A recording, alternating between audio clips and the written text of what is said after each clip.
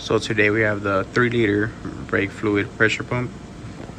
This kit does include 4 different reservoir caps. Depending on your vehicle, you will install the correct one.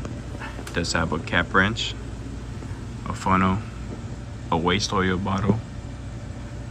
And as we look at the pump, we can see that the gauge has a danger zone, so that's like passing 40 psi, a refill cap, pressure release button, and of course, whenever you're ready to add the new fluid, just pop it in. It's good to go.